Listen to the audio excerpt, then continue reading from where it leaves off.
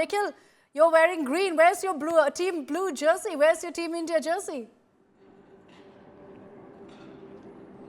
Well, I have left that responsibility of wearing blue with Mr. Gavaskar, who's wearing the blue, so we're balancing it out. Green is also a color that Australia support. But Akshita, I mean, truth be told, it's been a long tour. I'm only left with only a few t-shirts by the end of the tour. I've exhausted all the blues that I had carried with me. What about the one I gave you today? You could have worn that. I gave you just now a little while ago. You're but being I didn't open the live, bag. I didn't know what color. That's not my fault because it was well, actually, leave it. I hadn't opened the bag. It was very kind of Sunny Ji to bring us a nice goodie bag this morning, but I haven't opened it. Now that he tells me there's a blue t-shirt in there, I'm going to ensure that I wear it in a mid-show. But Sai bhai, it's going to be blue all across in the stadium, that's for sure, whether I'm wearing blue or not. And that's going to be a big advantage for the Indian team. It's home away from home for them here in Dubai. Definitely is, because look, I think that's a blessing that the Indian cricketers have. Wherever they go in the world, they get great support. It's not just the support here, at the ground. For some of the vegetarians, they are sent vegetarian food by the local Indians. So, the love and affection for the Indian cricket team is just beyond imagination. We are really, as a cricketing, fraternity, Indian cricketing fraternity, really blessed with this. Yeah, well, that is incredible. I'd say just as an extension of the cricket fraternity, even we are blessed wherever we go, serve some nice Indian food, no matter which part of the world you are in, because Indian fans do come to the stadium. We're expecting a lot of Indian fans to turn up. We're coming to you live from the Dubai International Stadium. Saiba, let's set the game up. It's India versus Australia. Which team do you think goes in with an edge in this encounter? Because India has played here 3 matches, because they know the conditions here, because they know also what the weather can entail, I do believe that India go in as the favourite stack, but not by much. Not by much, because Australia has always been a very, very competitive side. So clearly, I think, the 3-4 overs that make a difference, whether you're batting or bowling, is going to be the key. And I hope that India has got those magic players, those ex-players, who will make that difference. What is it about Australia, Sai, that brings the best out of them? I think the last time you would have played them would have been the '87 World Cup. There was a very close encounter. If I'm lost by 1 run, they were in a soup at the moment, but see the kind of comeback that they made. Yes, I think they never give up. And I think one of the biggest pluses for the Australians, particularly when they are fielding, is the quality of their fielding. Because they keep saving runs, they keep saving boundaries, and that makes a big difference. That puts a lot of pressure on the batting side. You start getting boundaries, the pressure eases. You start getting singles, where you're rotating the strike, the pressure eases. You're moving the scoreboard along a little bit, maybe slowly, but you're moving it along. What happens with the Australians? They're so good. They don't give you the singles on the fence. They dive around, they take catches, they stop the boundaries, and so the pressure builds up. That's exactly what the Australian team is known to do.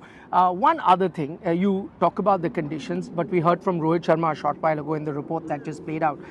He says that, see, everyone is talking about we've played a lot of games here, but you're forgetting this is not our home ground. This is not our home conditions. All right, we've played a few games, but we also don't know what are the conditions that will be on offer on a given day. We believe it's a fresh pitch that is there for the game. It's a brand new strip so far. So for India as well, plenty of unknowns. Definitely, but the only thing is there's just a little familiarity. Having been here, there will be just a little familiarity with the whole surrounding. You go to a new venue, yes, there is always just a little concern. Look, the new venue, what about the wind factor? What about this? What about the pitch? Which there are areas on the outfield which are a little soggy, so you want to be very careful when you're doing the sliding stop. All those factors, India will be more aware of than Australia. There's one other thing that you notice about this ground, and tell me if it makes a difference. You spoke about Australia's fielding, and that is what brings them back into multiple encounters. We don't have floodlights here. It's a ring of lights that you see here. I know the Australian team did have a practice session, but India has played a few games here already. Does that make a difference? Yes, because you know exactly when to shield your eyes from the lights, because the towers, they are only at those 4 or 5 corners. And you can therefore make that adjustment. But when it's right round, with the ball going in with the lights in the background and the ball being lost sometimes over there, can be a bit of a handicap. Okay, the Indian team decided to rest yesterday. The Australian team, on the other hand, had a long practice session. In fact, they had a net session not too far away from here at the ICC Academy, and then another 1 hour long session for fielding, exactly for the things that we were just discussing, to get used to the conditions here as well. Going back to that pitch, Saibhai, I'm sure you saw it from afar while you were walking. What have you made of it? It again is a grassless pitch. It's a very bone dry pitch. Not having gone there, I don't know whether it's hard or whether it's a little bit drier. A little bit drier will suit the Indians because the ball will grip and turn a lot more. A hard pitch will mean that the ball will come onto the bat quite nicely. So I'm not too sure, but it looks like a nice shiny pitch, so there should be batting first should be a good advantage because the ball will come onto the bat quite nicely. Akshita is there in the studio. Akshita, do let me know if you want to ask any questions from Mr. Gavaskar, but I'll continue the conversation with him here. In terms of the playing 11, you said that it looks dry, it's devoid of any grass there so far, and India has come in with a lot of spinners. On that front, do you think Australia then would be ruining the fact that they haven't picked too many spinners? I know they have a young Tanveer Sangha, they've got a Cooper Connolly that they've got at the last moment, and there is Adam Zampa. But man to man, with the spinners that India have got, you can clearly see the difference is stark. No question, no comparison whatsoever, because the Indian spinners have the experience, have a little more guile, and will be able to get the ball to turn a lot more than the Australian spinners, for sure, no question. So I think the Indian spin attack is definitely much better than the Australian spin attack. In terms of the playing 11, you've got 4 spinners last time that we saw India play, but we've also seen them be very successful with 3 fast bowlers and 3 spinners.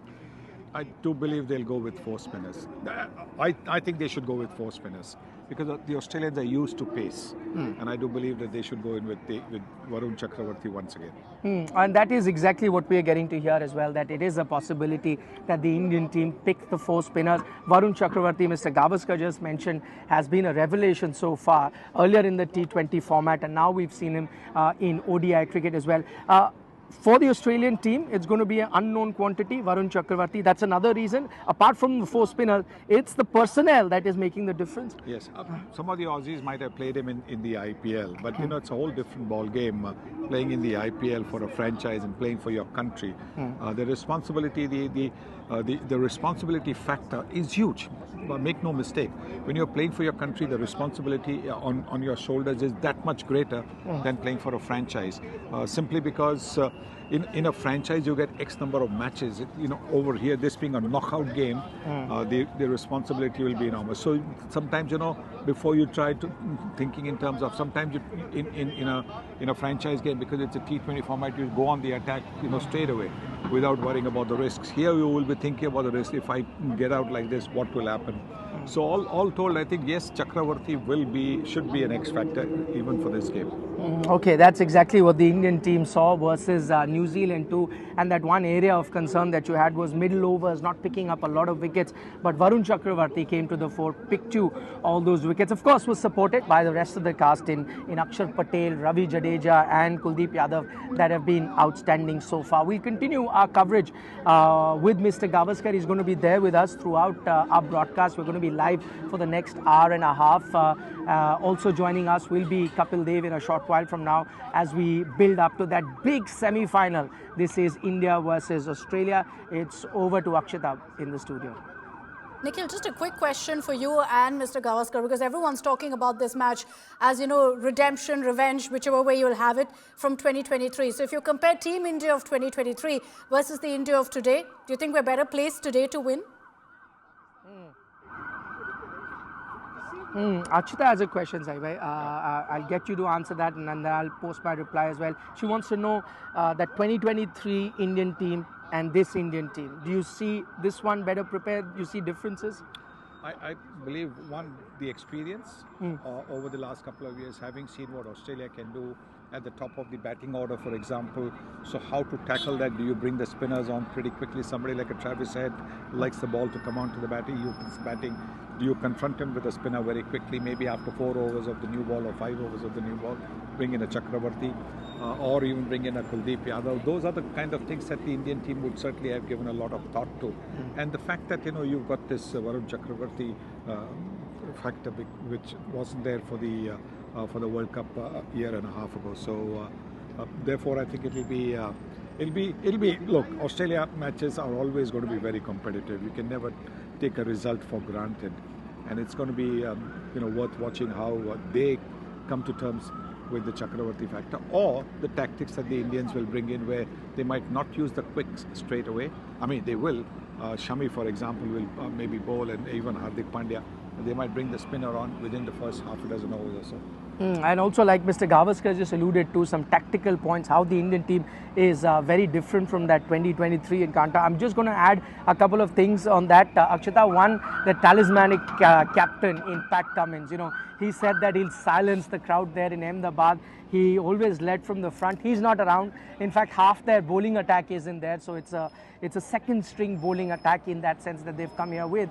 And if India had any doubts about beating Australia, I think they've gone past that. I was there in St. Lucia, and what a match the Indian team played. Rohit Sharma was on fire on that day, and of course the Indian bowlers also did very well in the second half. So overall, I think chalk and cheese. That contest, that Australian team, that Indian team, and this Indian team, this Australian team, very different, which is why I think that encounter, probably it was a 50-50 to begin with. Here you'd have to say India's start as the clear favourites.